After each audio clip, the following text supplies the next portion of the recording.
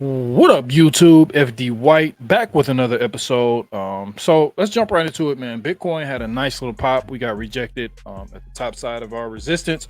So we're going to look at that. We're going to look at my next couple scenarios that I think could play out for Bitcoin. We don't really do predictions. We just look at probabilities and we act from that. We're going to talk about the FOMC. We're going to talk about Jerome Powell speaking at the end of the week, what I think could happen. And then we're going to talk about some ETFs and what I think is the next ETFs a lot of people are not talking about. So without further ado, let's jump into it, man. Bitcoin right now, we got a nice pop overnight up into the top side of this range at about 61,500, give or take. But what I was looking at, if you're not watching the Crypto Nightcap with me and TradeFly at 8:30 p.m. Eastern Time over at Piper Academy, we gave this level yesterday. We gave this upward sloping trend line. A lot of people are saying, thought we were going to just go straight to the moon.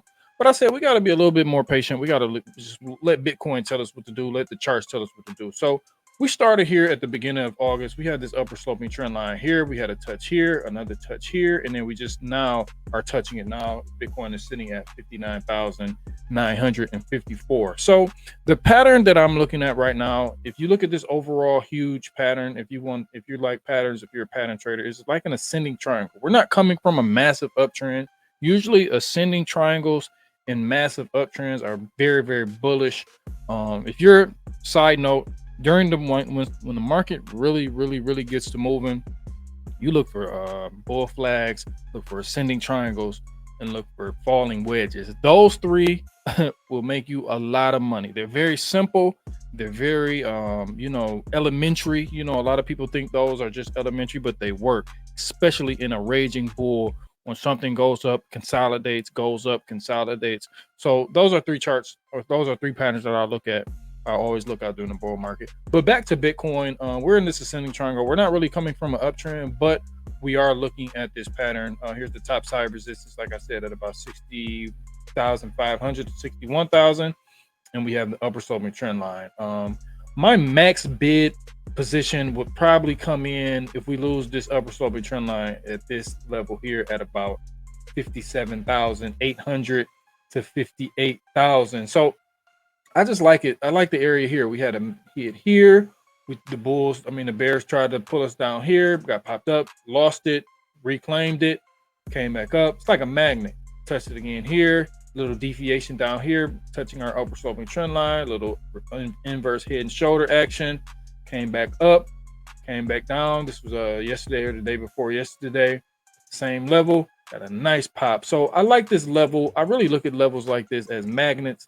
So I'll be looking at this level if we do seem to hold or do not seem to hold this upper sloping trend line. We do have stochastics rolling over. We have VWAP coming down. We have money flow coming down on the 4 hour. So I'll be looking at that and trying to formulate my thesis. Right now, I'm trying to just sit back and let Bitcoin do what it do. On the hourly, like this is how simple it could be sometimes, man. This is how simple it could be.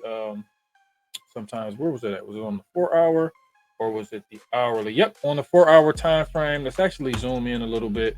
And let me just show you what I'm looking at, how simple sometimes trading can be. We have our horizontal coming in. We have our upper sloping trend line. We have a hammer candle right on this support level. So that's means for me to open a long. I didn't open the long there. I think we were on, I don't know what I was doing. I was out with the family.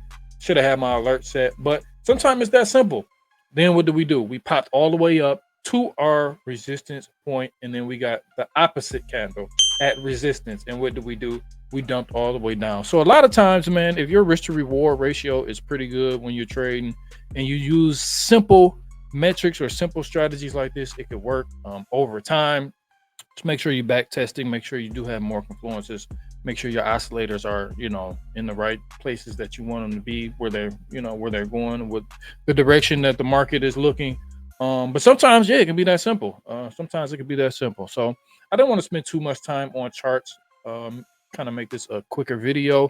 I do want to talk about this though. This is what's happening. The FOMC, Jacson Hole is coming up starting Thursday, I believe. Let's see. I'm over on forexfactory.com. This is like one of the places where I go and I get all my economic news, economic calendar. So Thursday, August 23rd, we have the FOMC Jackson Hole. So this is an annual meeting where Jerome Powell and a lot of the Federal Reserve come and they speak. So this is going to be market moving. A lot of like the whole market, every market is pricing in rate cuts. I think it's like 100%. Hit rate that is going to be rate cut. 25 being the majority, 50 being the minority, but it's still 100% probability that there will be a rate cut. Me personally, I was in the camp that there will not be a rate cut, but usually we keep, I used to think like, okay, Jerome Powell leads the markets, but sometimes when it comes to things like this, it's like if the market is pricing in so much of a rate cut or 100% rate cut, I don't think he wants to spook the market at this time. If he doesn't cut rates here, he's not going to cut until after the election. I think they were trying to wait till after the election, but the unemployment rate is starting to tick up. Things are really starting to look a little bit shaky. I think they're going to do like downward revisions on like the job number. It's just a lot of crazy stuff going on, man. So, if you're in these times, you're paying attention, man. You're you're ahead of the masses, because the masses are not really doing these deep dives. The masses are not really, doing their due diligence. They're looking at these numbers on, that come out on the news, what these politicians are saying, and they're just acting upon that. But us over here, we're well in tune, we're well informed, and we're trying to make rationalized, critical thinking, you know, observations and acting upon it like that. So I'll be really, really, really in tune to what he's talking about for these. I think he speaks 3 times, maybe 2 times. I think Thursday and Friday for sure. Usually, I think he speaks for 2 days, Thursday and Friday for sure, or maybe just 1 day. But whenever he speaks, all the markets are going to be dissecting every word that he's talking about. So just make sure you have your positions ready. If he comes out dovish, be expecting the markets to rally, especially going into the weekend when liquidity is a little bit lower. So I'll be looking at a rally if he does come out a little bit dovish. If he talks about not cutting rates, then I'll be looking for a nice correction, even in equities, even in the stock market, because we had that Japan carry trade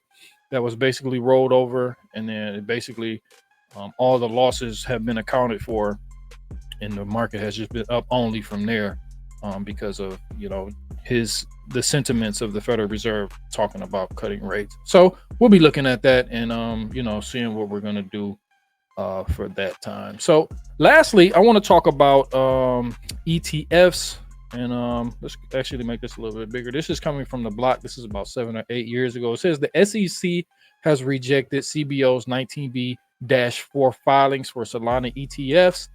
It turned it down, the applications by CBOE BZX on behalf of 2 prospective ETF issuers. So the U.S. Securities and Exchange, blah, blah, blah. So what it's saying is they're still on the fence if Solana is a security.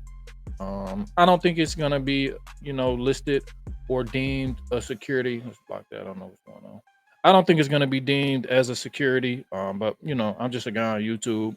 The SEC has just been losing, these crypto wars, these crypto battles over the past 2 years, over the past maybe more than 2 years, and then with the XRP case finally being dissolved and XRP looking like it's carrying the win.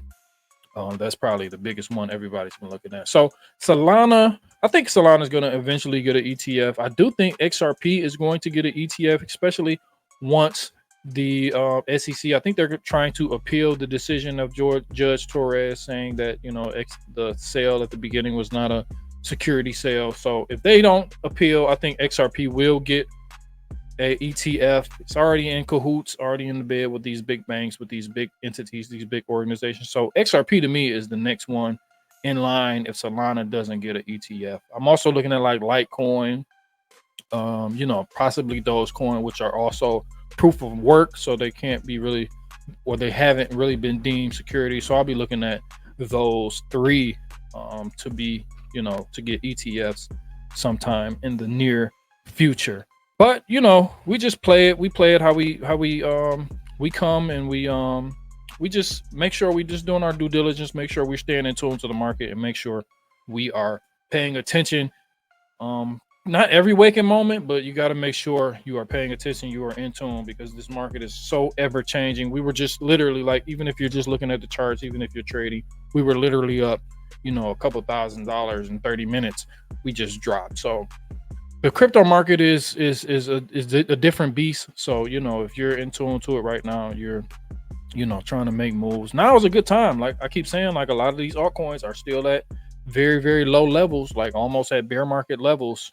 Not quite that far down, but they're definitely low enough. If I had money right now, like a lot of money, I would be pouring maybe 80 to 90% of it into altcoins right now, and probably keeping a little bit, just a small tad bit of dry powder on the side, while also trying to accumulate more cash to bring in, to catch these crashes. Because I do think, not dips, dips. This is a dip today. I'm talking about like crashes, like 5-10K days where Bitcoin goes down. That's more of a crash to me. And I think we're going to get more and more, because the overall environment is just so shaky. It's just so, we don't know what's going to happen. We don't know what's going to happen. So it's just good to have a little bit of dry powder on the side. You can't buy every dip, but I feel like if you strategically do, you can buy every crash, because those don't happen that often. But I think they will ramp up a little more, like I talked about in a previous video. So this is FD White. Make sure you hit that like, make sure you hit that subscribe. We're going to be trading over on Breakout.